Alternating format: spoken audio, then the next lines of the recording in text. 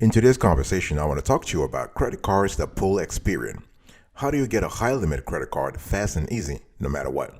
Of course, we are speaking strictly about credit cards that pull Experian. Don't you go anywhere. You're going to love today's conversation, I guarantee it.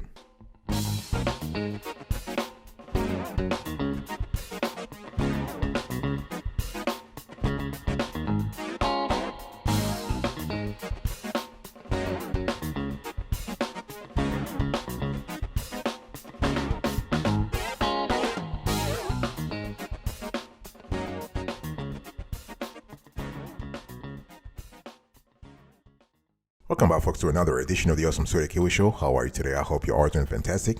I am doing marvelous, if you were to ask me. If you are doing as great as I am, go grab a cup of coffee or tea or vodka, and let's roll. In today's conversation, I want to talk to you about credit cards that pull Experian. How to get a high limit card fast and easy, no matter what. The first thing you need to do is your Experian score. You need to check your Experian score and fix what needs to be fixed. This is important because those credit cards most of the time pull Experian. So you better have the right criterion first, okay?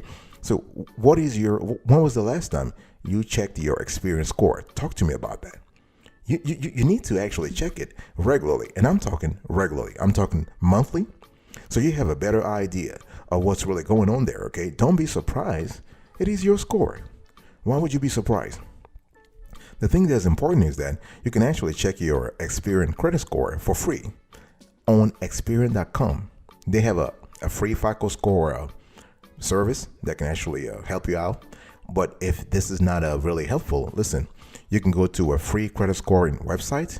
For instance, you have annualcreditreport.com that Congress has mandated every year to give you access to your FICO scores on Experian, TransUnion, and Equifax. So this is important, okay? And you want to check with your credit card issuer or lender also. What I'm trying to say here is that do not pay for this kind of service. You can have it for free. So try annualcreditreport.com. If it doesn't work out, you can check with your credit card issuer or lender because a lot of them have this kind of service as a complimentary benefits, okay? So you are able to monitor your Experian credit score all the time.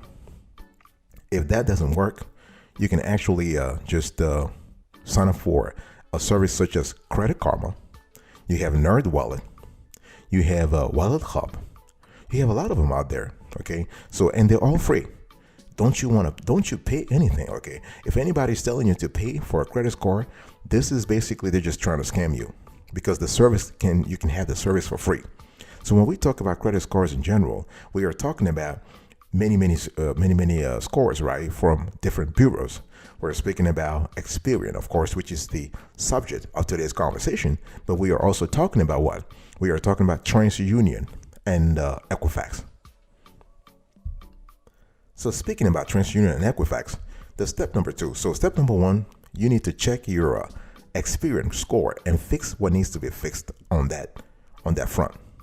The second hack that you need to do you need to actually check the other bureaus to make sure there's not a big delta between your Experian score and the TransUnion and Equifax scores, because there are usually variations, but you don't want to have gigantic deltas, gigantic variations, okay? And the reason why it's important is because let's say you have an Experian score of 700 and you have a TransUnion score of 500 and an Equifax score of 495. That's a big delta. That's a big gap. And this could be actually hiding a bigger problem. This is why you need to check your TransUnion and Equifax score. Big decision time. Big decision time. I want you to talk to me right now, boss. I'm talking to you right now. Have you checked your Experian scores lately? Have you checked your TransUnion scores lately? Have you checked your Equifax scores lately? Those are important, okay? And you can actually check those scores also through the same services that I just mentioned earlier. Credit Karma, Nerd Wallet, Wallet Hub. We have annualcreditreport.com. Those are important, boss. Those are important, okay? This is a big decision time. You need to write it down right now. You need to make a decision to check your credit score, not just one time, because I'm not interested in one time. I'm interested in regularity. I'm interested in granularity, details. What's going on in here? Hey, look here, look here, look here, look here. What's really happening in my credit score? Those are important elements that will help you get the credit cards that pull Experian, okay? And when we talk about credit scores in general, your Experian credit scores or your TransUnion credit scores or your Equifax credit score, I think it's important to actually recall what those scores actually comprise, because everybody talks about how to increase their credit score, but some people have no idea of the 5 quintessential elements that comprise a credit score. Okay, and I know you're probably you're just waiting right now for me to tell you, right? Okay, payment history, 35%. That's just that's a biggie. The amount of debt you have, your credit utilization ratio, that accounts for what? 30%. Those two, they account for 65%. That's nearly 2/3, nearly 66%. The length of credit history, the length of credit history accounts for 15% of the FICO score. The amount of new credit accounts for 10%, and your credit mix, the variety of types of credit you have, accounts for 10%.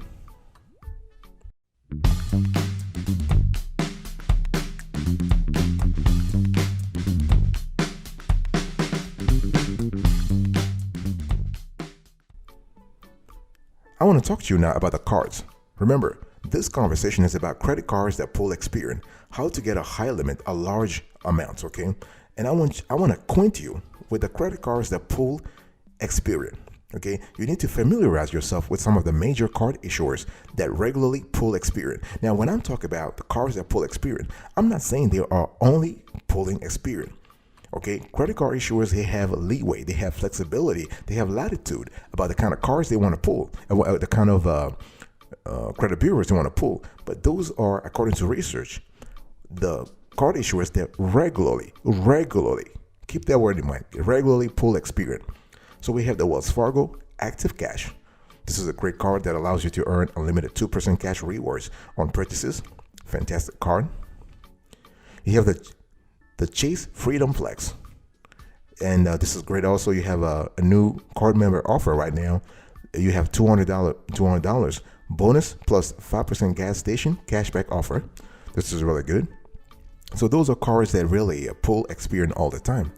You have City Simplicity. Okay, we love this card because it allows you to actually have a balanced transfer. They have 0% intro APR for 21 months. This is just fantastic, right? Wonderful. And you have the Bank of America customized cash rewards. And this card is also great because you're able to get a $200 online cash rewards bonus offer. It's really good. You have the Capital One Platinum. And Capital One Platinum, we love this card also because the card has no annual fee. The card has a few rewards also. You have the PNC Cash Rewards, and a card that allows you to earn, for example, 4% on gas station purchases, 3% on dining purchases at restaurants, including fast food. You can earn 2% on grocery store purchases, and you can earn 1% on all other purchases. Okay, you also have the Fifth Third Truly Simple, which is another great card for that pulls Experian. You have the TD Double Up, another great card that pulls Experian. And the TD Double Up, you can earn 2% cash back, 1% when you buy, and 1% when you redeem into an eligible TD bank deposit account. Fantastic. And another card is the BMO Harris Bank Cashback Card. Okay, here this is kind of good also. And we also have the M&T Visa Signature that allows you also to earn 1.5% cash back on every purchase. So what I'm trying to say here is that you need to familiarize, you need to acquaint yourself with the credit cards that pull Experian. If your goal is to clinch a high limit one quickly and easily. The fourth thing you need to do is to acquaint yourself. You need to also understand the requirements. Okay, so step number one, you need to have an idea of your Experian score. Step number two, your TransUnion and Equifax scores. Okay, number three, the cards that pull Experian. You need to have a clear idea of what those cards are. Number four, what are the requirements? This is important because you don't want to apply for a card without knowing the requirements. That would be like foolish. Okay, boss? It's just logic, okay? It's logic. You have a formula, you have a way to do things, and you're able to execute. That's the key word here, execute. What are the requirements? So they want you to be 21 or older. So if you are 18, you want to wait 3 more years. You must have a verifiable income source. Okay, verifiable doesn't mean that you don't. So it doesn't mean if you don't have a job that pays you, well, let's say a regular job, quote unquote, a regular job that pays you via online transactions. You cannot, as long as you can verify the income, that's fine. That's my point. So if you are in a position where you are dealing with cash and maybe customers are paying you in cash, or your boss is paying you in cash, and you don't have maybe a bank account, and you're able to prove the income, that's fine. Okay. You need a physical address because the credit card issuer wants to verify where you live and sort of have, and everything is linked to your social. This is important. Okay. So you also need to provide a social, but if you don't have a social, if you have an ITIN, that's fine also. So ITIN stands for individual tax identification number, and it's all about the requirements that the credit card issuer has set. Okay, credit card. So you want to get that credit card from credit card that pulls Experian, right? Okay, remember that the credit requirements will vary by issuer and card. And make sure that you don't have too many recent new accounts. I was talking to you earlier about your FICO score and the importance of the fact that if you have too many recent accounts, you have hard pulls, that's bad for your credit. Okay, and make sure that you pay attention to your relationship with the bank, because bad brand relationships could impact your approval. So if you're currently with Citibank and you have a bad relationship with Citibank, don't expect to be approved. Okay, so please make sure you meet their requirements before you apply. This is really important.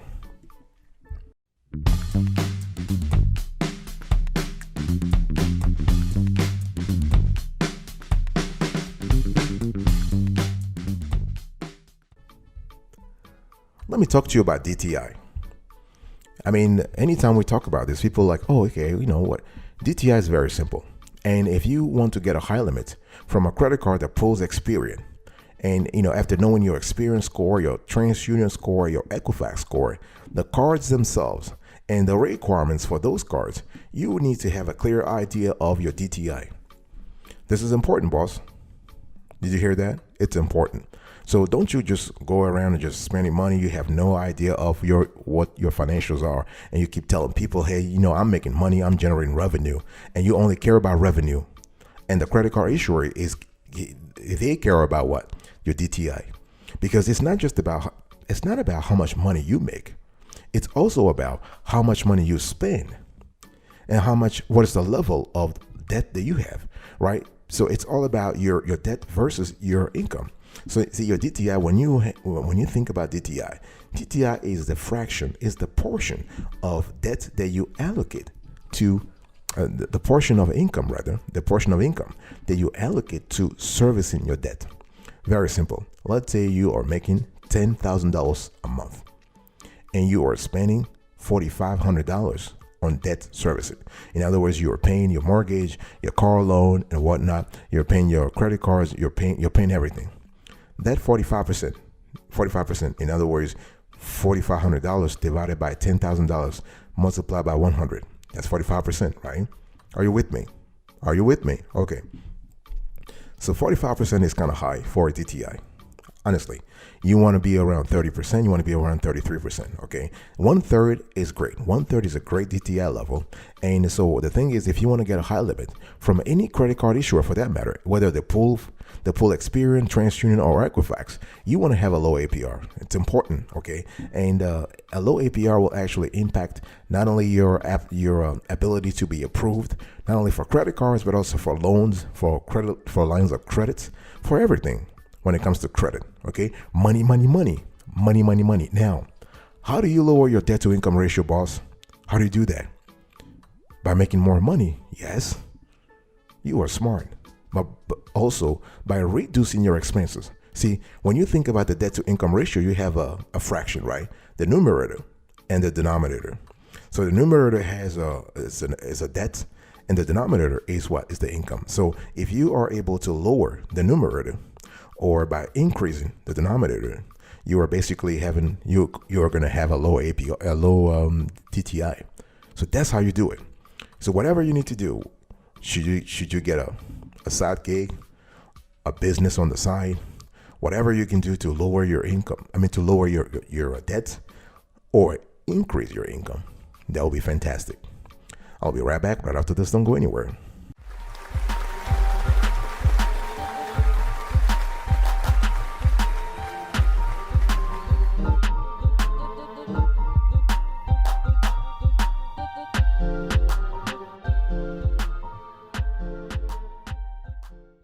Welcome back, folks, to another session of the Awesome Sort of Kiwi Show. We are also having a conversation today about credit cards that pull Experian. How do you get a high limit? And I want to talk to you about CUR. So earlier I was talking to you about DTI, and now I want to talk to you about CUR. So when we have a conversation about CUR, we are speaking about credit utilization ratio. So the same logic, the logic that you use for DTI is kind of analogous. It's kind of similar to the logic you will apply for CUR. Okay, you have heard that you should keep your credit card utilization under 30%, and it is important. It is important. Now, you want to keep your CUR again around the same level, 33%. So the sweet spot is 30%, but 33% is kind of nice. And there are a lot of ways you can do this, okay? And you want to get into a habit of lowering your CUR. Now, the thing is, you want to keep a little bit of your credit. You want to keep some balance on your credit card because you want to build credit utilization. If you always have a 0%, if you always have zero, it's kind of good, but it's a lot better. For instance, if you have $10,000 as limit, and you only have, let's say, $100 in balance due, or $200 for that matter. Okay.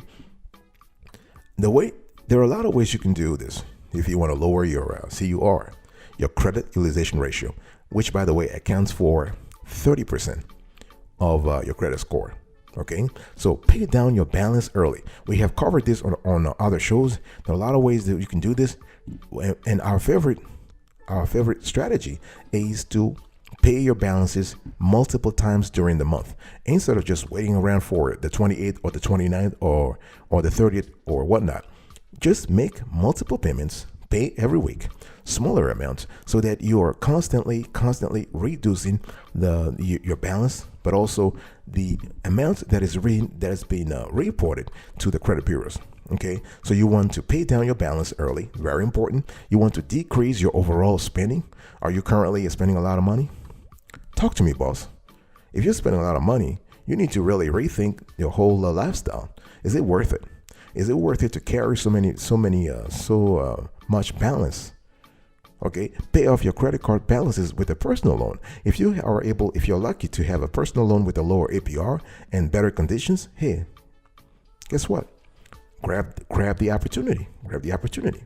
If you're able to increase your credit limit, do that so that you can also lower your credit. You can lower your credit utilization ratio. Okay. Open a new credit card if you see a better offer. Why not? And never close unused cards. Okay. Do not close them unless, and this is a big unless, they are charging you a high annual fee, and the card itself does not have any rewards or any benefits to offset those fees. I want to talk to you now about banking. So if your goal is to get a high limit credit card that pulls Experian, you need to think about banking. So what is your current bank or credit union? Boss, I want you to talk to me about that. This is important. Where are you right now? Are you just are you focused on one or two institutions, or are you just with multiple institutions? You really need to actually start thinking about consolidating. Okay, consolidation it's really important. So what is your current bank or credit union?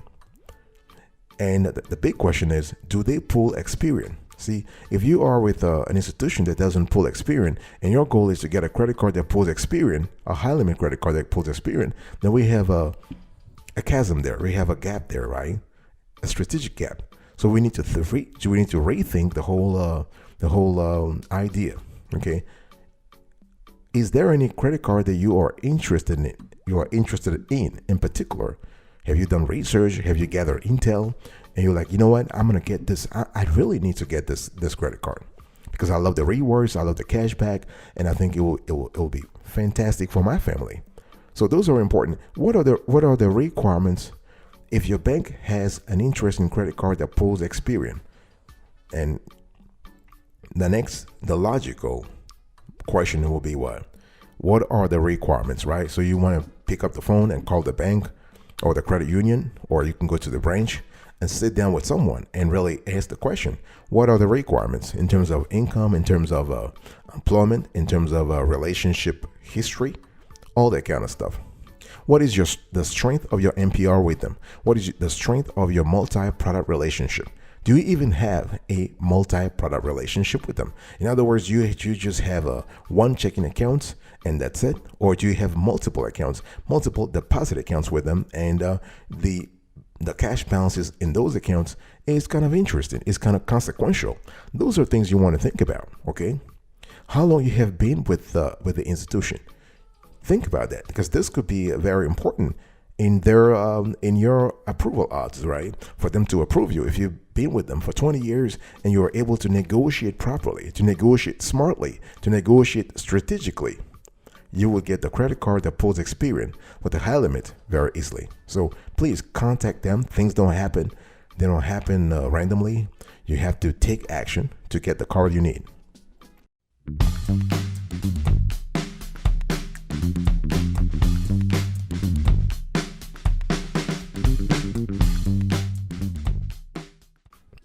All right, folks, this is it for today's conversation. I was talking to you about credit cards that pull Experian, how to get a high limit one easily and fast. First, check your Experian credit score. Number 2, check your TransUnion and Equifax scores. Number 3, you want to familiarize yourself with cards that pull Experian. Number 4, you want to study the requirements. Number 5, you want to know your DTI, your debt to income ratio. Number 6, you want to have a clear idea about your CUR. And number 7, last but not the least, you want to have a clear idea also about the banking relationship you currently have. Thank you so much for your attention, folks. I will talk to you another time. But until then, remember, stay marvelous.